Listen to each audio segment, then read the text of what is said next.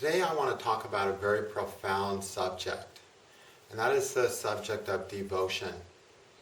Over the last several weeks, this has just been coming into my mind more and more, and all these experiences in my life that were about devotion just started surfacing, and it made me just see this chain reaction of this force in my life, this force of devotion. And it's a powerful force, and I think understanding it could really make a difference in our lives. Okay, now usually when we hear devotion, we hear devotion as, oh, you have to have spiritual devotion, bhakti this, bhakti that. Yes, you do. But devotion is something that encompasses every aspect of our lives. For some reason, I've always had this thing that when I see someone do something with devotion, I like them. You know, in fact, a couple days ago, I did a book interview with a guy, one of my students who I met years ago, and his life was so hard, yet he remained devoted to astrology. That's why I like him. As a person, I don't even know if I like him. I don't know what he's like. I might hate him as a person, but I didn't care. In fact, he used to email me all the time. He was sort of a nuisance at first, but I didn't care because he had devotion to astrology, and I loved him from that. And everything else didn't matter. You know, so even though I'm too overworked, I said, yeah, I'll help you with your book. Let's get your book out there, you know, and let's do an interview, and I'll even proofread the thing. And because he had devotion. And I started, all these things are coming to my life, wow, I've just had this response to devotion in people. And how it's been such a powerful force in my life. And I didn't realize how powerful. I was really making choices in my life out of devotion. And that's a wonderful thing. In fact, I want all my choices to be out of that, you know, or a lot of them, let's say. So I just wanted to talk about this subject in a much more profound and universal way. Because usually we only hear this in the context of our spiritual life, and then perhaps the devoted wife. But it's something that encompasses everything. See, in astrology, everything comes down to the science of astrology, of how we work. In astrology, we have 3 Varga charts. The 16th Varga, the 20th Varga, and the 24th Varga. These are the glue. These are the Vargas that make something get stuck to us. And the stickiest one of those is the one that has to do with devotion. Okay? But for have anything in life, it has to be stuck to us. It has to get attached to us. So first, we're in the world. There's all these possibilities, right? Then time pulls us to this part of the world, pulls us around these people, pulls us into different parts of that giant world. And within that part, we're hungry for something. And we look around in that part and say, what will satisfy my hunger the best? And we go after that part. And then we connect to that part, or we don't. But we connect to something. And that something is the product. Oh, that's what I connected to. But the thing that connects it to us are these 4 Vargas. The 16th Varga, the 20th Varga, and the 24th Varga. Okay? So for every prediction, we should be looking at that Varga to see how well are we going to get connected. Because if we're not connected well, it's like when you put a stamp on the envelope and it keeps falling off. That's a bad 16th, 20th, or 24th Varga. But if you put the stamp on and it never comes off, you know, that's a solid 16th, 20th, or 24th Varga. That's the role of these Vargas. Okay? Now, so recognize that this thing called devotion is one of the 3 things that's sticking things on you. Okay? So one of the ways you can have better things stick on you is by developing a greater capacity for devotion. Okay? And one of the reasons your life might have shit all over you is because your capacity of devotion sucks. In which case you need to ante up your devotion game. Okay? Because it's the glue. Everything we have in our life is stuck to us by one of these 3 glues. And the stickiest one of those glues is devotion. Okay? It is so sticky. In the spiritual life, it's what traps even God. Even God gets stuck in devotion. Okay? Yogananda tells this great story. I want to open up with this. Not Yogananda, one of his direct disciples, Brother Nandamori, loves to tell this story. And he said there was a time in the ashram where a guy showed up and just utterly fell in love with Yogananda. And he wanted to serve Yogananda, and he wanted to be by Yogananda and serve him and be there and get the blessings 24/7. And he would show up first thing at the morning in the ashram gates. Where's Guruji? And they go, oh, he's over there. And then he'd go and be around Yogananda. And he just had to be around Yogananda. And he would do anything he could for Yogananda. The only problem is he was absolutely incompetent. This person, the Swami who tells this story calls this person, he said he was an utter nuisance. You know, one of those people that no matter what he does, no matter how well his intentions, he's just going to muck things up, right? He was an utter nuisance. And every day he'd show up looking for Yogananda, wanting to serve, wanting to be by Yogananda, and being a nuisance. And this Brother Nandamori described this person as like hot molasses, too sticky to spit out and too hot to swallow. So like, what do you do with this guy, you know? I can't really swallow him as a nourishing thing, but I can't get rid of him, you know? So at this time, Yogananda had acquired a property out in the middle of the desert that was going to be developed into a retreat center so the monks and Yogananda could escape the pressures and the work and the people that were hounding them to work on things and meditate. And Yogananda was trying to finish some books, so he decided he was going to take a trip to this place and hide away. And this was before anyone even knew this place existed. Only a few people even knew Yogananda had this place. And Yogananda one day said, I'm going out to, the retreat center.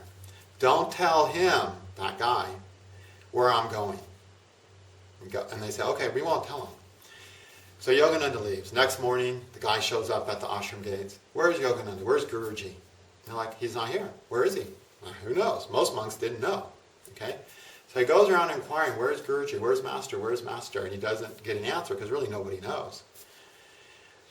Then he goes, I really need to see Master. I have to be my Master. I love Master. I have to be there. So he gets in his car and he starts driving. He just starts driving with this thought, this devotion in his heart. And he shows up at a property. He walks up to the door and he knocks on the door. He goes, I'm here to see Guruji. He doesn't even ask, is Yogananda here by chance? He just shows up. I mean, his devotion, Yogananda is trying to escape this guy so he can finish a book, right? And this guy's devotion just took him right to Yogananda. And Yogananda could not escape the stickiness of that devotion. And that's why they say in the spiritual life, devotion is so effective, because God cannot escape true devotion. When somebody has true devotion to God, he has no choice but to show up in their lives. He can't say, sorry dude, he can't do it. Yogananda can't do it. The greater a person becomes, which means the more they're living in their hearts instead of their lower center, the more they become trapped by devotion. They have no choice. Yogananda can't tell that nuisance guy to go away because the guy's devoted to him. It doesn't matter if the guy is incompetent and unable and an idiot with everything he touches and is only going to make more work where he's at. It doesn't matter if he's a nuisance. All that matters is he has devotion, and Yogananda couldn't escape it. Okay? Krishna can't escape it. Whoever you're putting your spiritual devotion to, they can't escape it. So I'm telling this story to illustrate how powerful this force of devotion is. Not even God can escape the devotion of a true devotee. If it's not real devotion, no problem. If it's real devotion, he's screwed. He has to show up. There's a point when that devotion is going to be strong enough, sticky enough, even God's going to get trapped in it. I like to say God is hiding behind everything. He doesn't want to reveal himself. He really doesn't, He hides behind this person and this event, orchestrating, making all this stuff happen, hiding as someone nice to you, hiding as someone mean to you, playing all these manifestations in your life. Hiding from everything. You get healed by a doctor and you go, that doctor's so great, but God healed you. Somebody tells you something wonderful, and say, oh, he made me understand, but it was God who made you understand. God is hiding all the time. But if a person has devotion, God can't hide. He wants to hide, he tries to hide, but if someone's truly devoted to him, he has to show up eventually, okay? And he has no choice. He has to show up for every one of the devotees. If there's 1,000 devotees who are devoted, he has to show up for all of them. He can't just say, oh yeah, you can show up because I like you, and you got to stay away because you're a nuisance. He doesn't get to say that. He has nothing, no choice. He has to show up for all of them. And my joke is, that's why, saints have this city to manifest themselves in many places at the same time. Because the law of devotion would require them, when the devotion's high enough, to show up. So if two devotees are having a devotional that's pulling on an aspect of divinity, it has to show up. It can't just say, oh, eeny, meeny, miny, mo. It has to show up at both places, both times. That's my joke, okay? And I think about this devotion. We take it down a step. Let's take it down to medieval times, where we had the Lord, and we had the people who were devoted to their Lord. They were devoted to the Lord, and the Lord had no choice but to take care of them. That's a true Lord. Then there was tyrannical lords. Oh, it's my birthright that I get this. I'll just use these people. No.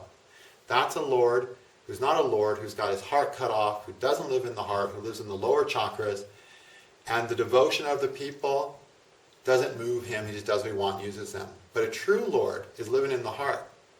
And because the people are devoted to him, no, he won't go do this. He'll serve the people. He wants to do this, but he doesn't have the choice. He has to serve the people who are devoted to him.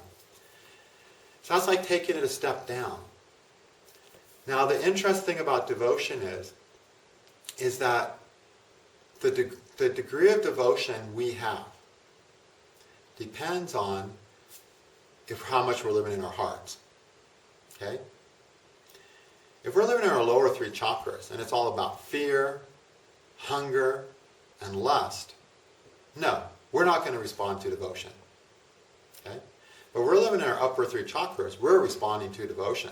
And the more we are living in those upper three, the more we respond to devotion. Which means the more you will be trapped by devotion. But that's a nice trap. I call it, it's like honey. It's sticky and super sweet and yummy. Okay? So, we're all trapped. Where are we going to be trapped? The best trap is devotion. Are you trapped in your lower chakras? Or would you rather be trapped by devotion? One is going to be way better than the other. So recognize, different people have a different response to devotion.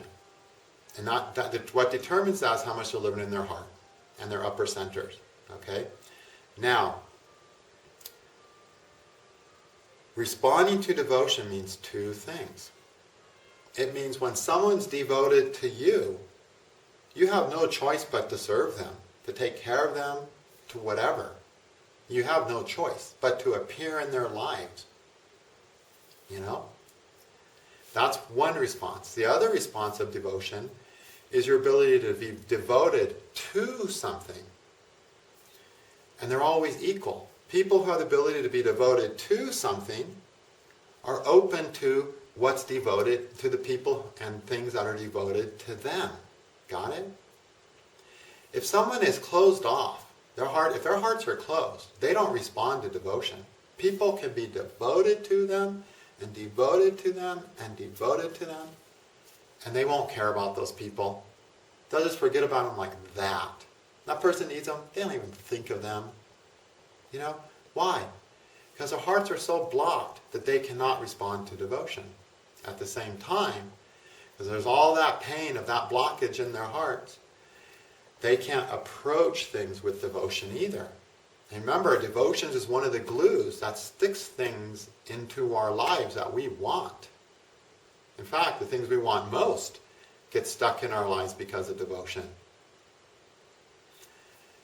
So if our hearts are shut down and we can't use devotion, because we can't be devoted to things because there's so much pain in there, then a person's not responsive to devotion. And that also means they're not responsive to the devotion other people give them. Okay? So, devotion has different power in different people's life. For some people, it can create amazing, beautiful things. For other people, it does absolutely nothing. I've seen people who are completely unable to respond to devotion. That's sad. Okay? We're meant to respond to devotion. Our mother devotes herself to us. Is supposed to devote herself to us as in the first year of our life. Out of that experience, we can only care about our mother for the rest of our lives. But how many people don't even care about what happens to their mother? Because all they had suffered was torture, maybe, in their first year of life. Okay? So it's very much there's a receptive part of devotion, which means being responsive to the devotion of others. And then there's the active part of being devoted. Okay? And this has a huge force in what happens in our lives. And again, you'll see lots of people completely closed to devotion. You know, we've all heard stories about the woman who's totally devoted to her husband. One day he just leaves her and doesn't even care for her, and she doesn't have enough money, and she doesn't have enough money to take care of the kid. It's just, that devotion never made him think, I should care about this person. Okay? And we see it the other way. We see guys doing everything they possibly can for a girl. And the girl doesn't give a shit about him at all. Because these people are closed to devotion. It doesn't move them. It doesn't change their lives. And then one of the most powerful forces in the world to move them forward is not available to them. And then they have to resort to one of the other ways, which is not as powerful, and not as fast, and not as yummy, not as warm. Okay? So, so I missed a thought here. So, this force is really powerful. I mean, really think about it. Think about the times you've had when someone was devoted to you, you know, and you just had to be for them as a result. You just couldn't not be. You know, that's responding to devotion. Okay? Now, the thing is, we're imperfect beings. We're not perfect. So when a person can have perfect devotion, but not perfect action, you know? So this idea that you can act perfectly and get something if you're perfect, and if you act perfectly, God will show up in your life, it's not feasible. Because as humans, we can't be perfect. But devotion can be perfect. If we have perfect devotion to something, we get that thing. Even if we're a total mess in other ways, like that devotee of Yogananda is. Total train wreck, devoted to Yogananda, just knows where he is, just drives right out to him, doesn't know where he's going, just drives out there and stumbles across Yogananda. You know, through this connection that just made him turn left, turn right, without even knowing why he was turning right and left. So, with this devotion, devotion doesn't mean a person behaves perfectly and does everything you want and gives everything you need. So if someone's devoted to you, their devotion can be extremely high towards you. They'll do anything for you. But that doesn't mean they can do what you need. It doesn't mean they have what you need. It doesn't mean that at all. I mean, a devotee can be completely devoted to God. Does God need any of the stuff he can do? No. Yet God shows up anyway, right? Okay? So devotion is what allows things to work, even when what we are is imperfect. So if you want anything to work in your life, your love life, your career, you're not going to do a perfect job with it. You're going to screw up in your love life. You're not going to have everything your partner wants. You're not going to be able to give your partner everything you want. But if you're devoted to them, and if they're a partner that can be open, can respond to devotion, you're going to be stuck with them. You're going to be with them. Okay? I've seen people have no devotion for their partner, try for a week to do everything the partner wants. Of course they fail because they're humans. Decide they're horrible people, that they don't deserve love, and quit, and they have no love. But they didn't have devotion. So that's why they don't have love. It's not because they're inadequate. You look around, you see these amazing people and they're alone. She's so smart, she's so gorgeous. Same with guys. Wow, look at him. Why is he alone? Because there's something going on with devotion. There's a lack of devotion in their life somehow. Okay, it's not, they don't have that glue. Okay? So by understanding the force of this and cultivating this, and recognizing that devotion is a force of care, it's a force of intent, it's a force of love ultimately. That will do anything it can. But does that mean it can do anything? No, it can't do anything. If a devotee gets cursed by Durvasa, who's always getting pissed off and cursing people, and he's devoted and he prays to Vishnu, and Vishnu shows up, and Vishnu can't make the curse go away. He just can't do it. All right? But he can modify it, so it's worth it, but he can't just make it like it never happened. He doesn't allow himself that power. Okay? So recognize that no matter who we are, we cannot do everything perfectly for another person. And nobody can do anything perfectly for us. But if whatever they're doing, whether it works for us or not, if it's given with devotion, we become stuck to them. Okay? And they become stuck to us. Unless you're the kind of person whose heart's totally shut off, and even when people give you what you need and they're devoted to you, you don't even feel it. That happens. I've seen that. Hopefully, no one here is like that. That's a painful place to be. Okay? That's at the bottom of the barrel. You have a lot of healing to do if you're in that place. Because the heart naturally responds to devotion. It's made for that. Okay? So start looking at your lives in this context of, oh yeah, this person's devoted to my life, and that's why I end up always caring about them. Even though, maybe I don't like 20 things about them. I don't even have the time for them, but, they're devoted to me and I can't escape it. Or maybe there's someone, or maybe you're so devoted to someone, you just can't help yourself but care for them and want to give to them and want to provide for them and want to, whatever they need. And you do everything in your power for them out of that devotion. And maybe it's not enough. Maybe it's not what they need. Maybe what they need is the one thing you can't do. It could be that way. And think about those people that you've been that way towards. And you'll see there's two kinds of responses you got. One response was the person was open to you. Their heart was open to you. Open to your devotion. And yeah, they didn't give you this. You didn't give them that. And you didn't give them that. And you couldn't be there for them at this time. But they know that you would have done anything you could. And they let you in, and you have a connection with them. You're glued to them somehow.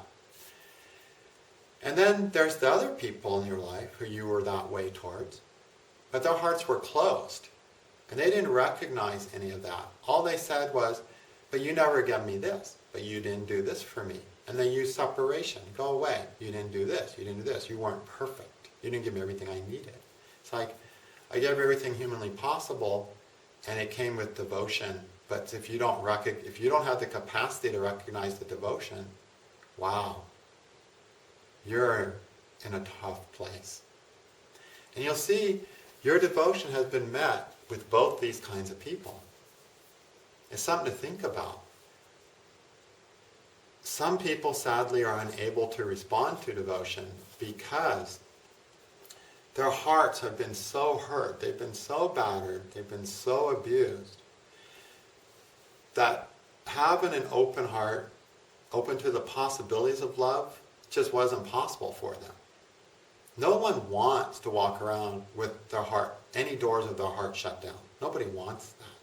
So think about what it takes to put a person into a place where some of their doors to their heart are shut. Think about what it takes to suffer that, you know? But some people have suffered that. And some people have all their doors open or 99% of their doors, all their doors closed or 99% of their doors closed. And your devotion is pearls before swine. But does that mean you should stop? That's up to you. I don't think it means you need to stop. I think you can continue to be devoted to those people. You shouldn't do it to the point of destroying yourself. You shouldn't do it to the point of your own bankruptcy. But you can do it to the point of where you can healthily do it without any disruption to yourself.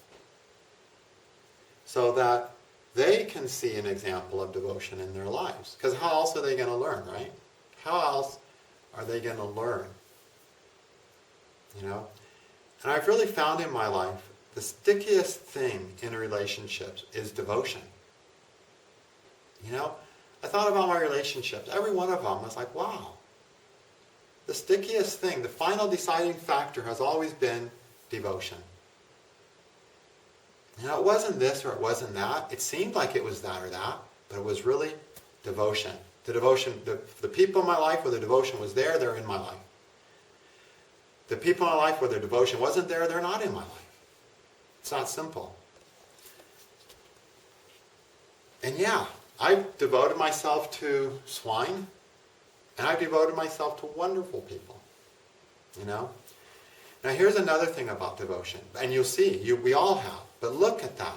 You know, start looking at how devotion has determined what you're holding on to your life now and what you're not. And not only in your relationships, but in what you do. If you're devoted to astrology, if you're devoted to this or that, see how it sticks to you and starts building. It just will. Okay? It's not because you're perfect, you know. It's not because you're the most suited for the job. Devotion breaks all those rules. 24th Varga, that's the Varga of perfection, meaning, and it's also a glue. You're the most suited, so it comes to you. That's the 24th Varga. The 20th Varga is you're the most devoted, so it comes to you. And that's a stickier glue. God would rather spend time with devoted people than perfect people who are most suited to spend time with Him. I mean, who deserves to be with God? Well, the perfect people, right? God's like, screw that. I'd rather be with the most devoted person and leave the perfect people without devotion in hell. And you know, in your personal lives, I find in my personal life, I make the same choices. In the things in my life, the things I do, I make the same choices every day. I'm doing what I'm most devoted to, not what I'm most perfect at. You know? I'm spending time with people most devoted to me, not people who can give me the most of what I want. It's a powerful glue in all of our relationships. And the longevity of relationships is the 8th house. Okay? Because that's the house of the devotional glue. And the 20th Varga is the Varga of devotion. And 20 minus 12, because there's 12 houses, it gives a remainder of 8. Because the 20, and that shows us that the 20th Varga relates to the 8th house. So if people have bombed 8th houses, they've suffered trauma that makes it hard for them to be open to devotion. And again, open to devotion is giving it and receiving it. People with a good 8th house are more capable of devotion and a good 20th Varga, you know. Now, one of the interesting things about devotion is a thing our feminine side does. We have a masculine and a feminine side. Devotion, devoting to something is what our feminine side does. Reacting to devotion is what our masculine side does. Okay? Which means that women in general, because they're more feminine, their feminine side is usually more awake and more active than a man, have a greater capacity for being devoted And men have a greater capacity to be swayed by devotion. So, what that means is, when a woman chooses something in her life, she's going to choose the one she's more devoted to. Okay? So say there's a girl who has two guys in her life. Which one is she going to choose? The more perfect one? She's going to choose the one she's more devoted to. For whatever reason. And we'll talk about reasons for devotion later. Okay? Then, on a man, on the other hand, if he has to make a choice between two things or two people, he's going to pick the one who's more devoted to him. So isn't that an interesting thing? Women get to choose based on their devotion, and women are and man are forced to choose based on the devotion of the devotion of the available people. And again, different people respond differently to devotion. When I say a man, I mean a man who's anchored in his heart, who's capable of being open to devotion. I'm not talking about a shut-off man that just wants to get laid. I'm talking to a man who's centered in his heart, who lives in his upper chakras enough that he is sensitive to devotion. Okay? And I'm talking about a woman who does the same and can be devoted. Okay? I'm talking about real devotion. I'm not talking about image. I'm not talking about needs. I'm not talking about filling the hole. I'm talking about real devotion here, which is something from the heart. It's not about fears, lust, and emptiness. Okay? It's about what we actually have to offer. Okay? Something that we have, which is the upper chakras, not something we need to fill, which is the lower chakras. Okay? So, that's an interesting thing. So when you look at your relationships with men and women, you might notice that, okay, as a general thing. Now, some men are different. There's some men that, are all about being devoted and not so much about receiving devotion. But generally speaking, because being devoted is feminine and responding to devotion is masculine, okay? So, a woman in a relationship, if two guys want her and they're both devoted to her, say one's devoted more, that's not what's going to impact the decision. The decision is going to be impacted by who she's most devoted to. Okay? So, and a man on the other hand, if he has two women devoted to him, and he's devoted to both, if a man's devoted to two women, and he wants both of them to have good lives, and he cares for both of them, he wants to care and support both of them, and he wants them both to shine and have beautiful lives, that's what I mean by being devoted, he's going to end up choosing the one who's most devoted to him.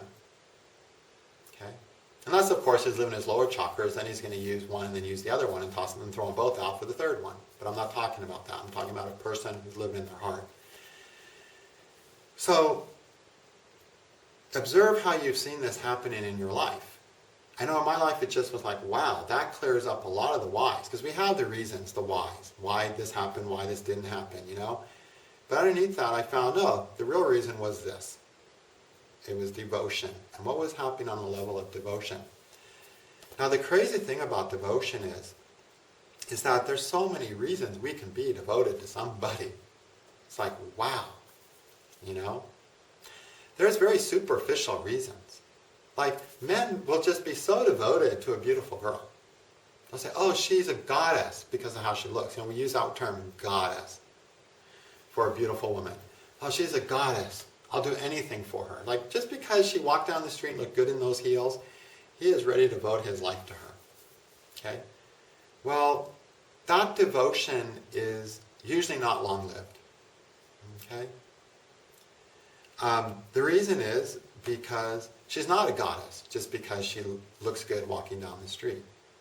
Downright she could be a hellcat. She could be a demoness for all he knows, Ultimately, we devote ourselves to a mix of three things. Okay? What is right for us to devote ourselves to, which means based on who I really am, it's just so natural for me to be devoted to this or this person. just because of my makeup and who I am. That's a healthy reason for devotion.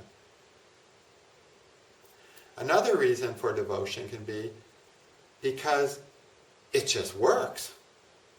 Being devoted to this works. So you get a guitar and you start playing, it's like, wow, this kind of works. I'm going to devote myself to this, right? You pick up a guitar, it's like, oh my God, how many fingers don't I have? The chances of devoting yourself to guitar is much less. But some people still will, because they'll just love guitar music so much that there's still a reason they do. But if it just works, it's another reason that you'll find yourself being devoted to something. It makes sense on a practical level to be devoted to what works, doesn't it? Okay? That's also a healthy reason to be devoted to something. The most healthy is because it's just who you are. All right? And that thing, it reflects who you are, so you devote yourself to it. Then there's the material reason. It just works. Okay? Meaning life just works when you're devoted to that thing. The third reason, and it's not a healthy reason, is we can actually be devoted to something because of a trauma, because of a wound. All right? We can be devoted to a person who's the same as a mother or the same as a father because we have a blueprint for devotion to our parents. Which means we want to make our parents happy. We want to put a smile on their faces. We come home from school, look, I got A's. Why do we say that? Oh, I got to show Mom, she's going to be so happy. And if Mom says, so what?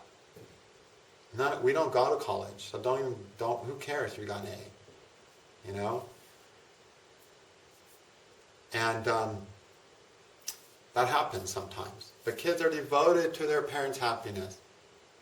And if a kid had a parent who they could not make happy to save their lives, they have a devotional wound, which means they want to go out there, find someone with the same energy, same way of being as their parent, and they want to devote themselves to that person and succeed this time. Even though they couldn't succeed with their parent, they're going to succeed with the same kind of person in a different body. And that was also one of the 3 reasons we devote ourselves to the people we devote ourselves to. And of course, there's a lot of self-knowledge that needs to be arrived at if we are devoting ourselves to someone out of that reason. Is that a bad reason to devote? No, it's not a bad reason at all. It's necessary to try and get to the place of health where you recognize where you need to spend your devotion, and where you recognize that sometimes there's just nothing you can do. Because as a child, you tried to make the parent happy, you tried to be devoted to them, you tried and you tried and you tried, and you couldn't succeed. Sometimes there's a reason you can't succeed, because you just weren't meant to. And this can happen with the people in our lives. You can be devoted to someone out of a devotional wound, and you do not succeed. And you will try to succeed, and you'll see little glimmers of hope that I'm succeeding. And then you'll find out, wow, I didn't succeed. Holy shit. I thought I did, but I wasn't succeeding. And then you'll recognize that, wow, there are times where you just can't succeed. And that means time to find another object of devotion. It's like, people do in their spiritual lives all the time. They devote themselves to spiritual principles that are untrue. They devote themselves to fake gurus, fake prophets. Wow. And nothing they do makes that prophet happy. Nothing they do is enough for that prophet, and they ask more and more and more, and they take more from their devotees, and every year they take more from their devotees, and every year they have sex with more devotees. And they're insatiable because they're not open to devotion. It's all fake. So sadly, sometimes we have these lessons to learn of where to place our devotion. And it's a magical force, it's a powerful force, but there has to be a spark in the other. There has to be some receptivity to devotion.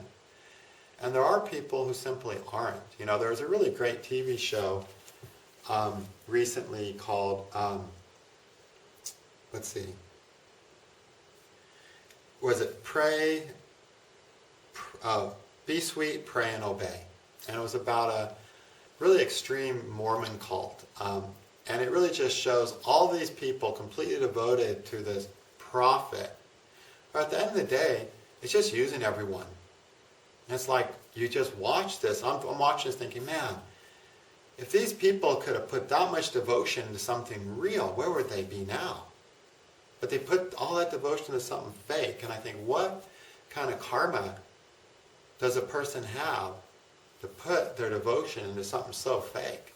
That's like seriously heavy, bad karma in my opinion. Because then the most powerful tool at your disposal to uplift you in life, to connect you to what will make you happy in this world, is wasted. And really, devotion connects us to what makes us happy in this world. If we're devoted to astrology, to a sport, whatever, it's going to come to us. You know, so everything we do needs to be done with devotion. And I'm always been on the outlook for people who are devoted to something. Okay? It's like, oh wow, you're so devoted to astrology, I love that. Or you're devoted to this. And I don't care what it is. They could be devoted to something I'm not even interested in. And that makes them an interesting person to me. Because this is a really powerful force. And I'm just wondering, wow, you're so devoted to this. I wonder how this is going to make your life better. It's something that I would think, that could never make your life better. But I know if they're devoted to it, somehow it will. Okay? So, recognize this powerful force that devotion overcomes imperfection. Devotion lets you win when you're not the fastest, when you're not the best, when you're not the prettiest, when you're not the smartest, when you're not the most capable. Devotion is that magical sprinkle that lets you succeed regardless of anything else. Okay? Now, devotion with high skill, with high ability, well, yeah, that's faster. But the most significant part is the devotion. That's the most important ingredient in everything in our life. How devoted are you to it? I'm successful as an astrologer for only one reason. Because I've devoted myself to it. And astrology had no choice. It had no choice but to make astrology work for me. It just didn't have a choice because I was so devoted to it. You know? It works that way with everything. You know? In fact, I would say I've been too devoted to astrology. I should have been more devoted to other things, you know. There's things in my life that haven't worked that good, you know. Why? Because I've been so damn devoted to astrology so much of my life, you know. If you're devoted to your health, you know, whatever it is that you're approaching with care and love, it's going to work, okay? I hope this is clear enough. I think I covered all the points I wanted to point out. But I think it's important to recognize how devotion is not just about our spiritual life, just how much of a difference it's making in every part of your life. If something's not working in your life, question number one, am I devoted to that thing? If the answer is no, all right, can I be devoted to that thing? And if yes, get devoted. That's the first thing to resolve. If you go, am I devoted to this? And the answer is yes, and it's not working, all right, go to the next step. There's something else that's much less important that's causing the obstacle. Okay? It's either your attitude, which what I mean that's your outlook in life, which is the 16th Varga, or it is your understanding and grasp and ability for something, which is the 24th Varga. Those are the other two things that glue things to us. But the first one to examine is our devotion to it. The second one to examine is our attitude about it. And our third one to examine is our understanding of how it works, our ability for it. I mean, we can be completely devoted to something and have a bad attitude to it. I hear this all the time from people, oh, I love astrology, I want to do it all the time, but you know, there's no way I can make a living as an astrologer. It's like, that's a bad attitude, you know? Or they're like, I'm so devoted to this person, I just want to be there for them and give to them. But I know love doesn't work. Love sucks. Love does not work on this planet. You know, then how's it going to work if you got a bad attitude, right? But if you just have a good attitude, oh yeah, it's all works, it's all bliss and happiness, but you don't have devotion, you're never going to get it. You know, all these people out there with amazing attitudes about love and amazing attitudes about their spiritual life, hardly getting anywhere, you know, because they don't have any devotion in their relationships. Okay? So, it's the first thing to inquire about. Am I devoted? Am I truly devoted to this? Do I really, truly care about this person? Am I really there for the person? Even if I'm incompetent, am I always going to be there? Or am I going to think, well, geez, I'm so screwed up, I can't really help the person, so I won't even try to be there for them. People do that because they feel so bad about themselves. You know, this happens. So, am I devoted? If yes, all right, do I have a good or bad attitude about it? If the attitude is good, move on and say, do I know what I need to make this work? Do I have the understanding and the ability? If not, go get it. Go learn it. Read the book. Okay? But if you don't have the devotion, you need to start there. If you don't have the attitude, then take care of second base, right? And then, once you've got the devotion and you've got the right attitude, then you can go over to, okay, what do I need to know to make this actually happen? Where am I lacking in ability?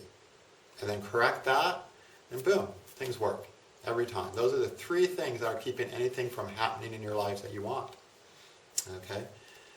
And the most powerful one of those magnets is the devotion.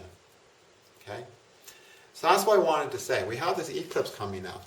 It's a Venus eclipse. Venus is getting eclipsed. Venus was eclipsed. What I mean by that, Venus was with the eclipse planet, with the sun. It was with the sun on the foundation eclipse back in 1049, I think it was. It's a Venus eclipse. Venus, the planet of devotion, is actually Jupiter. But we stretch our devotion with Venus, because Venus is exalted in Jupiter's sign, in Pisces. So, devotion, when there's a Venus eclipse, devotion is going to make a lot of decisions about what's going to happen to you during this eclipse. You know? Because this is an eclipse of making changes in your relationships with other people. A big part of that foundation for that change is, how devoted am I to that person? And how devoted is that person to me? That's going to be a big part of what causes you to make your choices. That's going to determine your life. And I look back at my life now and I say, wow, it was all chosen by devotion. And that's like, wow. I thought I was making this choice for this reason, that choice. Like, no, it wasn't. It was devotion making those choices. I have a very robust 8th house, so I'm not surprised it was devotion in my case. If you have a trashed 8th house, devotion is not making the choices, it's something else because there's a lack of devotion working in your life. And again, devotion working is you being devoted and you being aware of others' devotions. If we're walking around with our hearts closed off, we are not aware of someone's devotion. Someone can be totally devoted to us and we aren't even aware of it. We think they don't even love or care about us. Yet every day of their lives they wake up thinking about us. Every day of their lives they're thinking, what can I do? And maybe not coming up with answers. They're not perfect people. But every day of their lives, they're devoted to us. And if your heart's closed, you won't even know it. And you'll think, oh, that person doesn't care about me. I'm nothing to that person. That's what happens when you have a closed heart. I've seen people with closed hearts, you know, it's like, gosh, you know, my dad had Saturn in the 4th debilitated, opposite the Sun in the 10th debilitated, you know? That's like a really closed heart. And he was never ever to recognize anyone as his well-wisher. At work, in our lives, wow, he never was able to experience that. I'm actually here for you.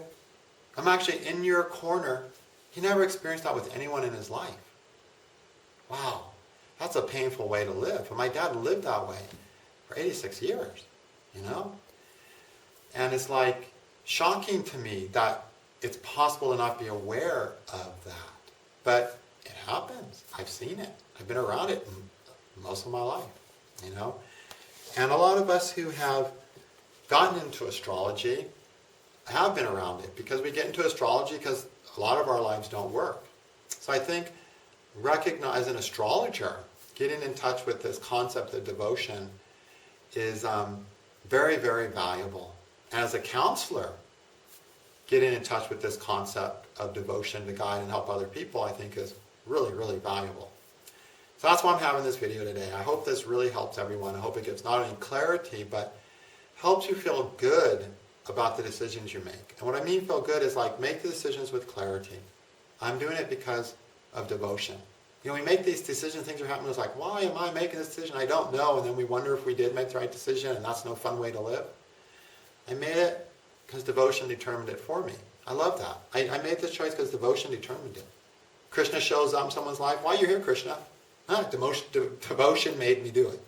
You know, that's my new saying. You know, why'd you do that? Oh, the devil made me do it. You know, that's the old saying, right? Why'd you do that? Oh, the devil made me do it. Well, why'd you do it? Devotion made me do it. Their devotion to me made me do that. My devotion to them made me do that. My devotion to this thing made me do this. You know, that thing's devotion to me made me do it. You know, that's a beautiful way to live, I think. I think our lives can work so much better when we replace the devil with devotion in the reasons we're doing everything. All right, enough of that. I'm just having too much fun. I don't want to stop. But I'm going to stop now, and I hope this is valuable to everyone. Thank you.